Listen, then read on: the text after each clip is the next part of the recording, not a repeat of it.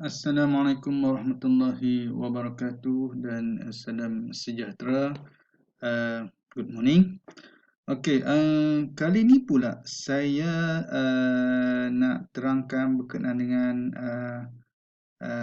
method. Kita nak panggil method, tetapi kita bukan panggil method pass by value, tetapi sekarang ni kita nak pass by reference. Okey, pass by reference bermaksud sebelum ni bila kita sebut sebagai pass by value, so value tersebut adalah daripada jenis primitive data type, iaitu contoh integer, double, float, long, dan sebagainya lah, karakter. Tetapi sekarang ni saya nak membuat demo berkenaan dengan kita nak panggil method dengan menghantar ataupun pass by reference, iaitu rujukan. Okey. So bila kita sebut sebagai pass by reference, bermaksud kita akan pass nilai yang tercreate daripada satu kelas. Okey, contohnya. Okey, iya ke? Okey. Kita demo dulu. Saya demo dulu dekat you all dan you all akan nampaklah benda ni. Okay. Sekarang ni kita berada pada kelas test method pass by reference. Test method pass by reference yang ini. Okay, sekarang ni kita tengok apa pun kita tengok dalam main method. So kita kena create objek dulu sebab kita nak panggil dua method ataupun dua instance methods yang terdapat di dalam kelas test method pass by reference. So memandangkan kita nak panggil instance method, kita perlu create objek dulu.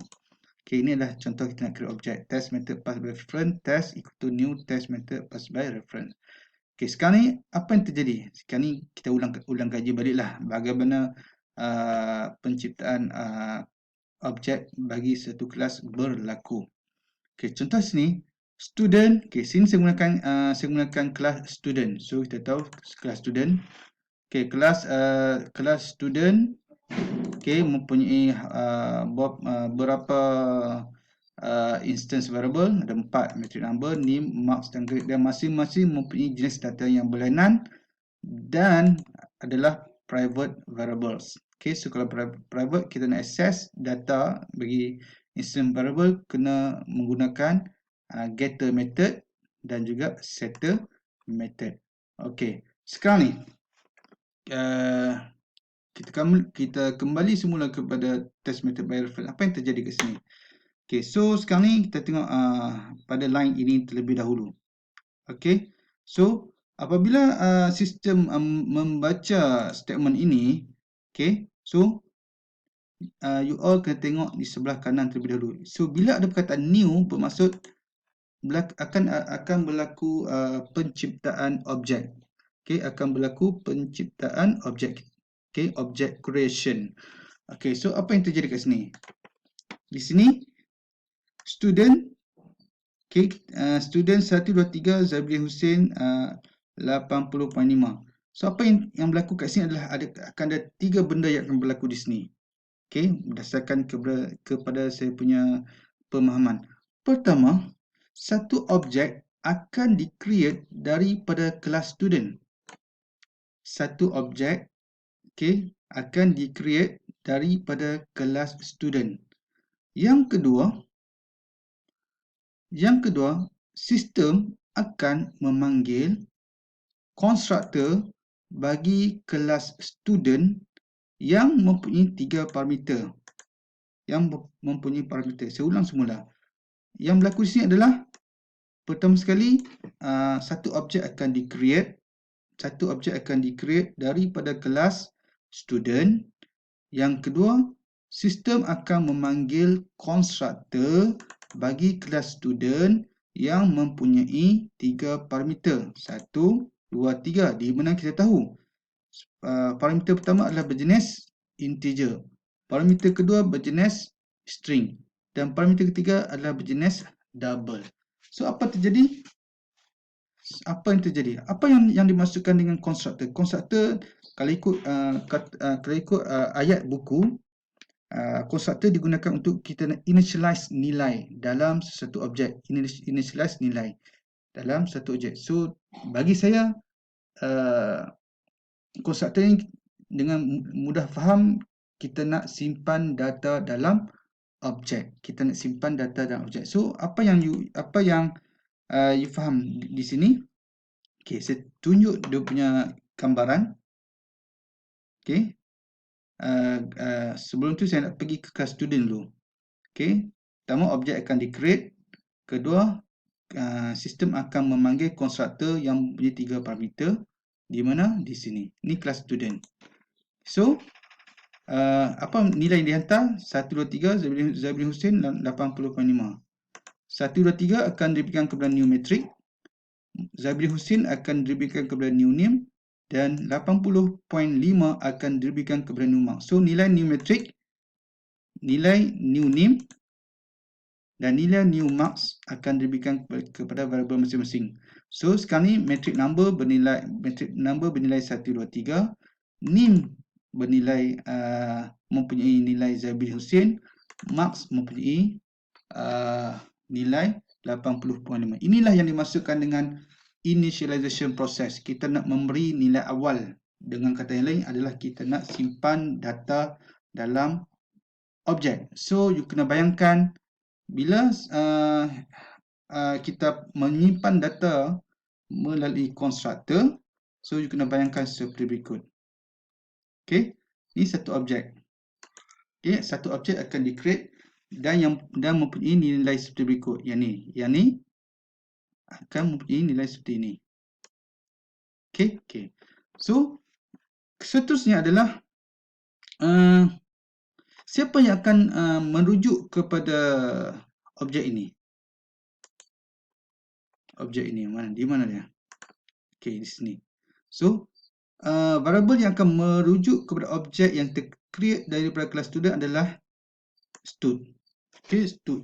Stud ni adalah satu kita sebut sebagai object reference variable. Okey, kita sebut sebagai object reference variable. Bukan variable biasa yang primitif data type, tapi inilah object reference variable. Variable yang akan merujuk kepada penciptaan sesuatu objek. So, apa yang you bayangkan adalah stud ni adalah object reference variable. Dia akan merujuk satu objek yang telah di-create. Okey, stud ni akan merujuk kepada suatu objek yang di-create. Di mana objek ni mengandungi nilai 1, 2, 3, 80.5 berdasarkan kepada penggunaan konstruktor. Okey, itu yang you kena bayangkan. Sekarang stud ni merujuk kepada satu objek ni. Okey, yang mempunyai data-data yang tertentu. Okey, setelah tu kita nak simpan data, kita nak apa ni?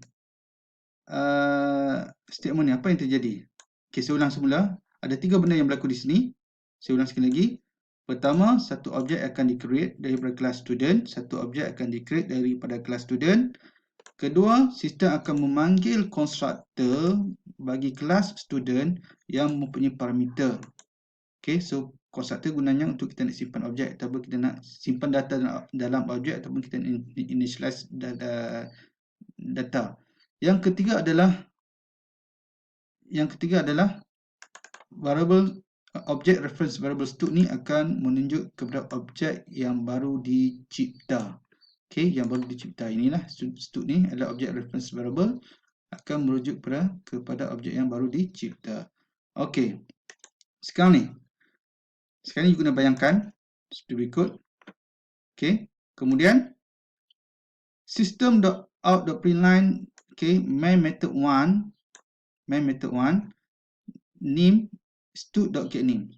Disebabkan dalam kelas student ni kita telah protect instance variable ni dengan menjadikan sebagai private. So nak display data kita kena gunakan getter method. Untuk metric number kena gunakan get metric number. Untuk name kita gunakan get name. Okay, get name. So apa yang terjadi? Saya nak display, contoh saya nak display nama saya sebab kalau nak panggil yang lain banyak. Okay, kalau nak panggil metric number, get metric number. Kalau nak panggil name, get name. Kalau nak panggil mark, get mark. So sini saya decide saya nak panggil get mark. Okay, so stud Kita kena tengok di sini. Stud you nak panggil name. Stud, kenapa stud? Sebab stud ni adalah object reference variable yang merujuk kepada objek yang ini. So that's why kita gunakan stud. Stud.getName ataupun stud.getMetricNumber, stud.getMark, dia sama aja. Sekarang ni saya decide nak gunakan yang ni, stud.getName. So that's why you akan dapat tengok main method 1 kat sini. So dia akan display Sabidin Hussein. Okey. Kemudian dah selesai. Kemudian saya nak apa lagi? Kemudian saya nak panggil satu lagi method. Okey. Okey, saya ingat saya berhenti setakat